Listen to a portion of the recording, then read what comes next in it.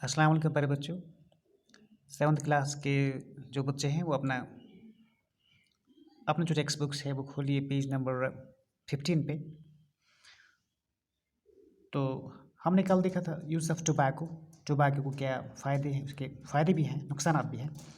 तो आज हम और एक पैराग्राफ पढ़ेंगे, आगे पढ़ेंगे। यहाँ से आप देख लीजिएगा।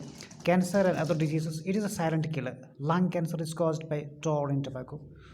People who smoke are 10 times more likely to die from lung cancer than non-smokers. The mixture of nicotine and carbon monoxide in each cigarette smoke temporarily increase heart rate and blood pressure, which strain the heart and blood vessels.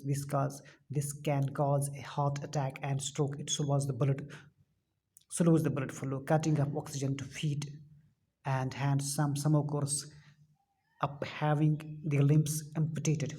Carbon monoxide decreases the oxygen supply to the muscles and brain, making these organs stressed.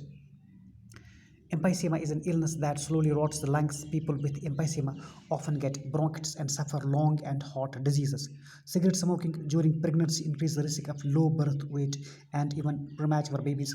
Even passive smokers inhaling smoke because of proximity to a smoker also run the risk of developing many diseases in comparison to active smokers. People who make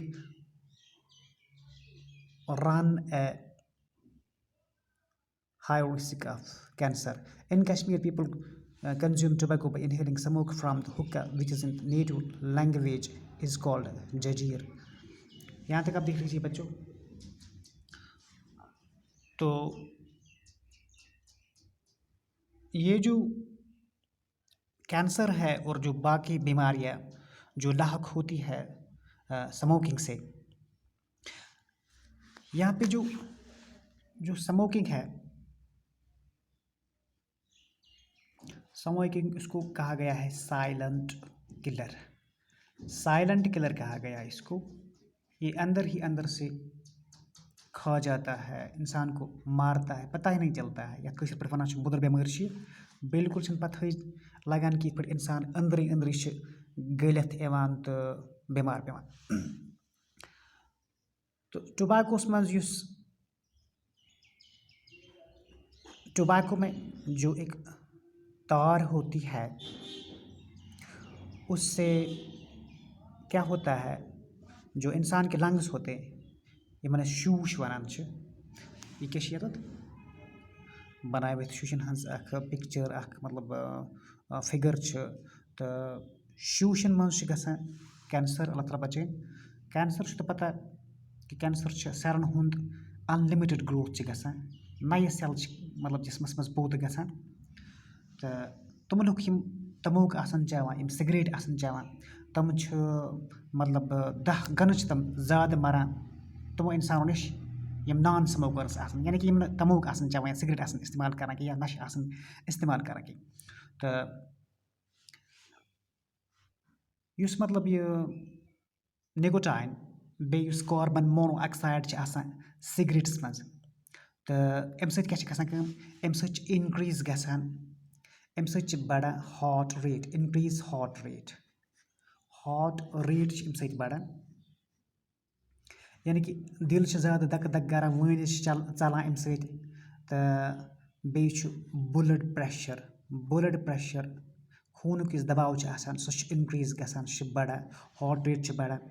अच्छा, अम सत गसान यम blood vessels आसान, खून यम रग आसान blood vessels तम strain गसान, यानी कि तम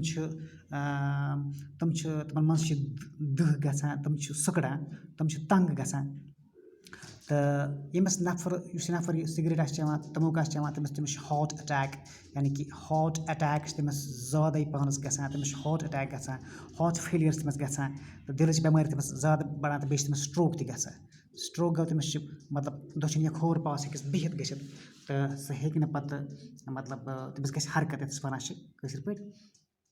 तो बे क्या गसान कम, अम सत स्मोकिंग सिगरेट स्मोकिंग अम सत गसान ब्लड फ्लो ब्लड फ्लो खून किस मतलब दौर आसान सह कम गसान, स्लो गसान। क्या होता है, वो स्लो हो जाता है, जो खून की सप्लाई है मतलब जो रगों में खून की सप्लाई है, जो पाइप्स छोटे छोटे पाइप्स अल्लाह ने जो बनाए हैं उनमें खून की जो खून चलता है वो सप्लाई कम हो जाती है। और जो फीट है, हैंड्स है, इन तक खून कम पहुंचा जाता है, कम पहुंचता है। तो लास्ट क्या होता है, जो ये ज़्यादा मतलब क्या, जो ज़्यादा सिगरेट पीता है, तंबाकू इस्तेमाल करता है, तो उसको क्या होता है, उसके जो लिम्ब्स होते हैं, लिम्ब्स गए मतलब खोरन हंस ओंगज या वनो अथन हंस ओंगज, तम पेवान तमिस एम्पुटेट कर। एम्पुटेट क्या गो बच्चों, एम्पुटेट गो तम पेवान तमिस कट करने, तम पेवान तमिस सटने। एम्पुटेट गो ये क्या लिखुमत तम जाए, एम्पुटेट गो तेल to cut off a part of body. कत चीज़ अगर जिस्मुक षटो तथ वन एम्पुटेट कर, एम्पुटेट, एम्पुटेट, एम्पुटेट, ठीक है बच्चों। तो बेच कार्बन मोनोऑक्साइड युस सिगरेट्स मज मौजूद आसान छ, तंबाकूस मज मौजूद छ आसान, तम सह ऑक्सीजन सप्लाई ये मतलब सन सोन ब्रेन छ आसान, दिमाग छ आसान, सन मसल्स आसान छ जो फटे होते हैं तमन तमन छ ऑक्सीजन सप्लाई कट गसान, तो अम ऑर्गन छ पत स्ट्रेस गसान, अम ऑर्गन छ पत मतलब अम छ सुकड़ान, पत छ जंगन दूध आसान, नरन दूध आसान, यमन मसरन दूध आसान। बच्चों मुझे लगता है आज के लिए इतना काफ़ी, आप याद रखिएगा। और जो तंबाकू नोशी है, तंबाकू नोशी से दूर दूर अपने आप को बचाइए, से दूर रहिए। जो भी कोई पीता है घर में उसको सलाह दे कि वो उसको मतलब इसको गुड बाय कहे, इसको मतलब छोड़ दे, अबंडन करे, ताकि आपकी फैमिली और आप महफूज रहे। दीजिए इजाज़त, कल तक के लिए खुदा हाफिज़।